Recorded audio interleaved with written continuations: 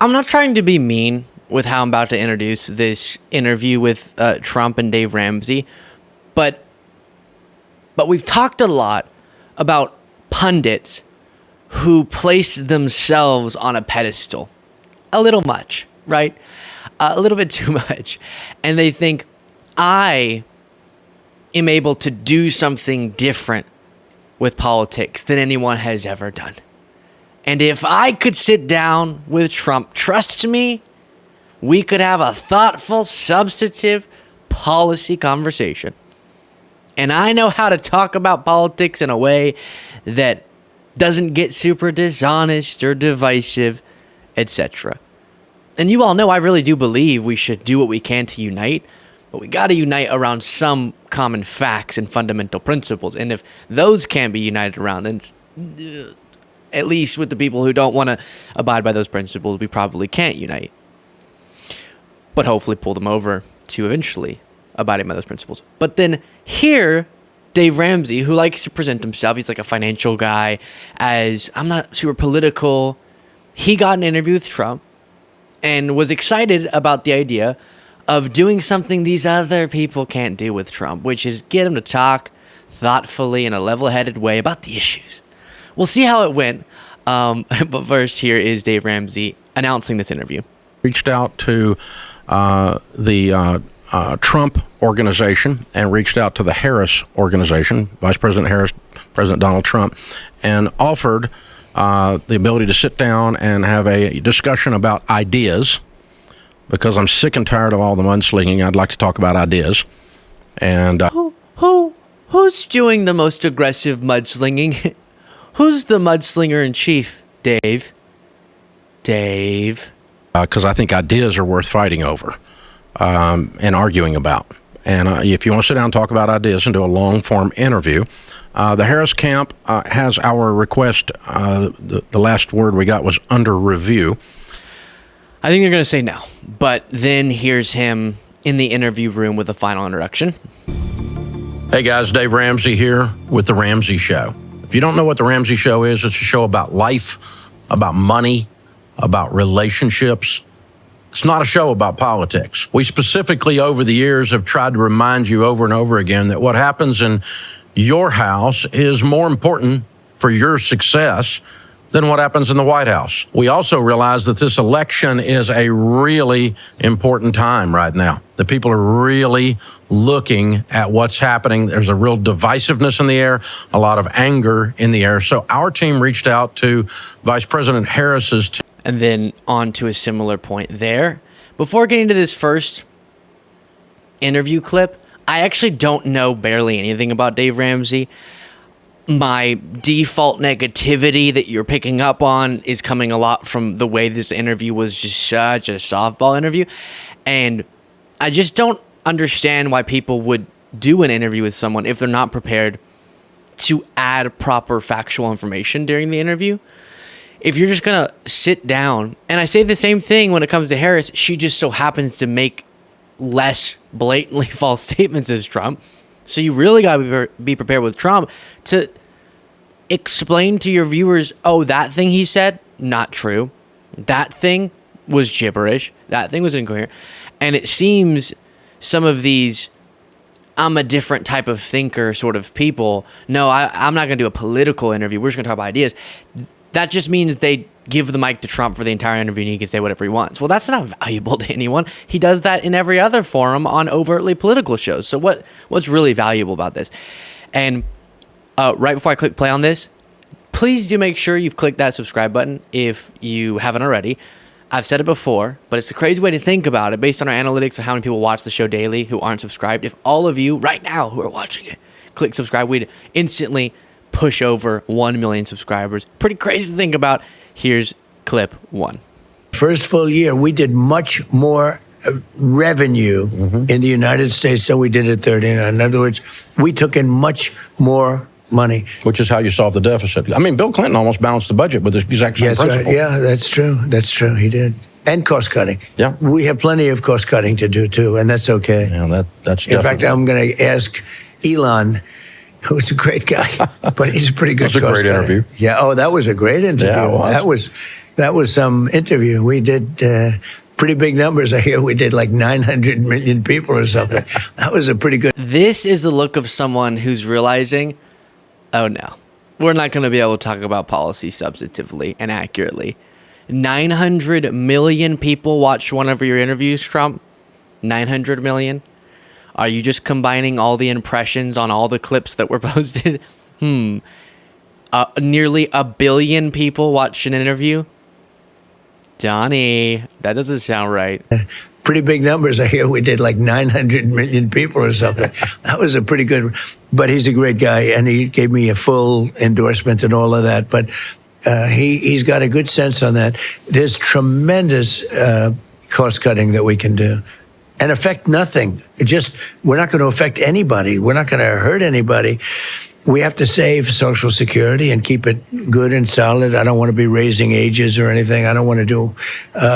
They're putting migrants into Social Security. When they get False. finished, they are. If she got elected, this country is going bust. If she got elected, we're going back to 1929 depression.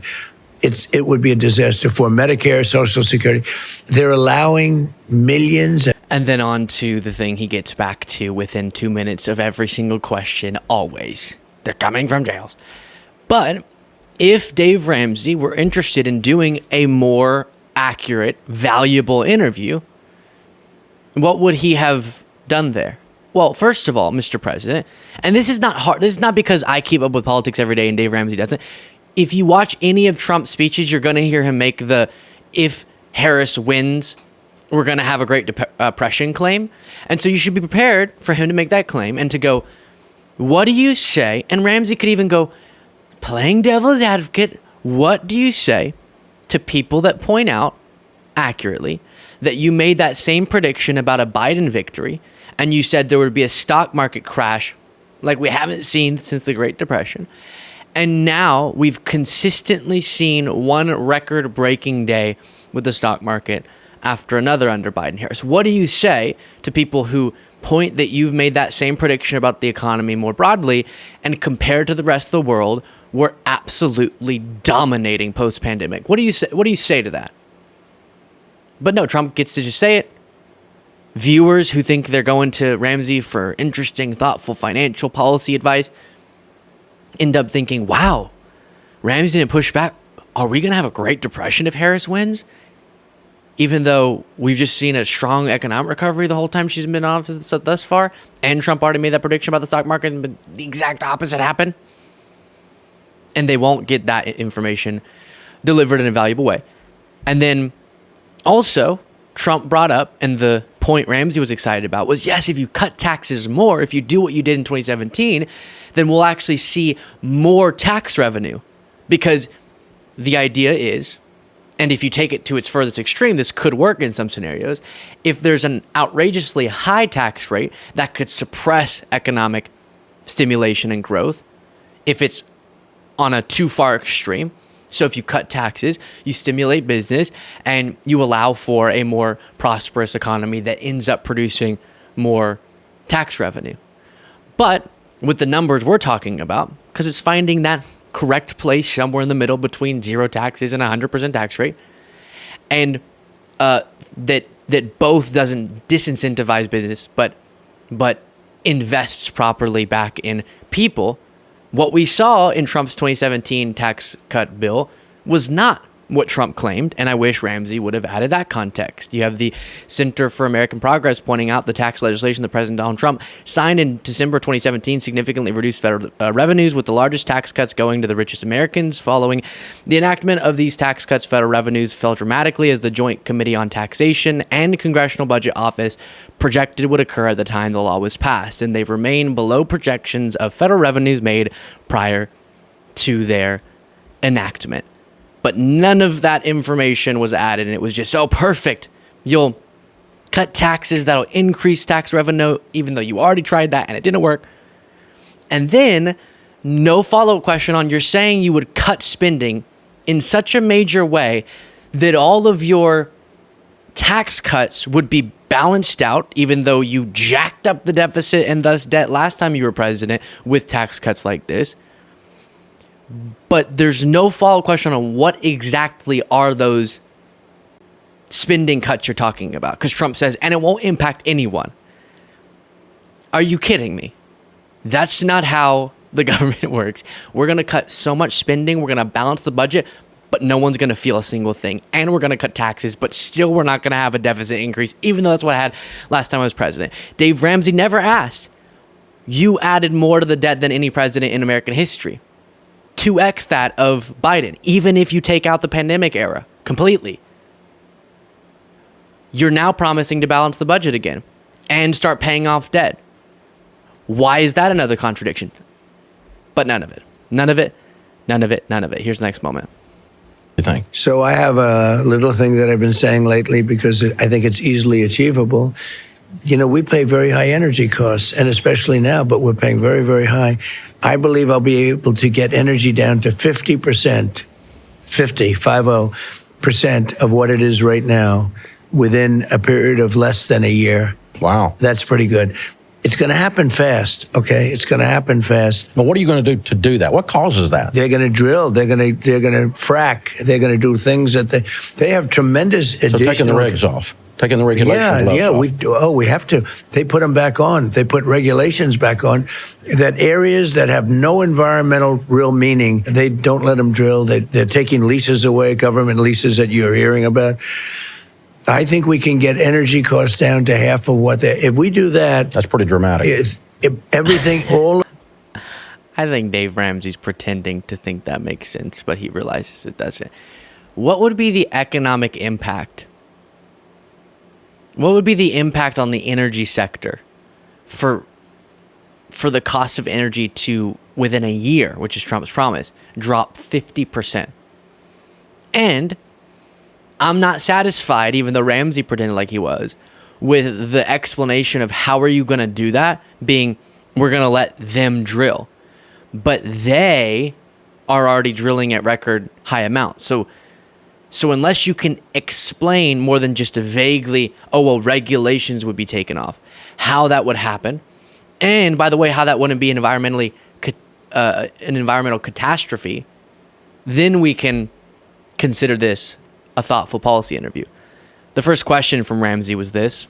Stuff. Right. And that audience that's going to be watching this they're not concerned with a lot of things, but they are concerned with $8 eggs, $5 gas, 7% interest rates, and there are affordability problems, 100%. Trump struggles to explain a plan to address those. Harris has been working on as vice president and making progress on it and has further plans to lower costs. But if you're buying $8 eggs, I'd start there because that's not necessary.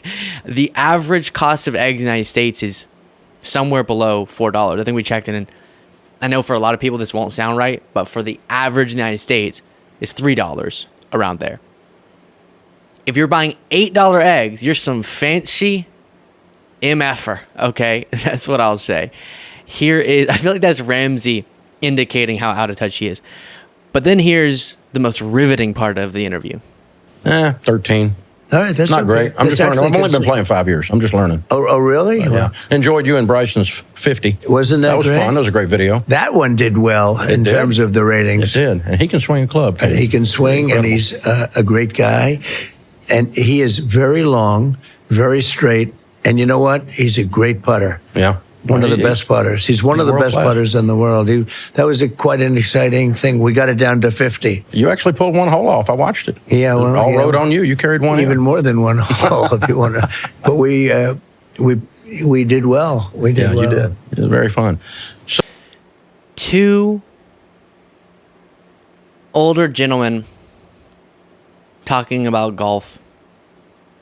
It's just my favorite thing to listen to. It's just so fascinating. Watching golf is one thing, but listening to people talk about golf, now that's entertainment. And that's also valuable policy discussions. I don't know about that. Let me know. Does Dave Ramsey know Trump is absolutely clueless and doesn't know what's going on? Or is he buying the BS he's selling?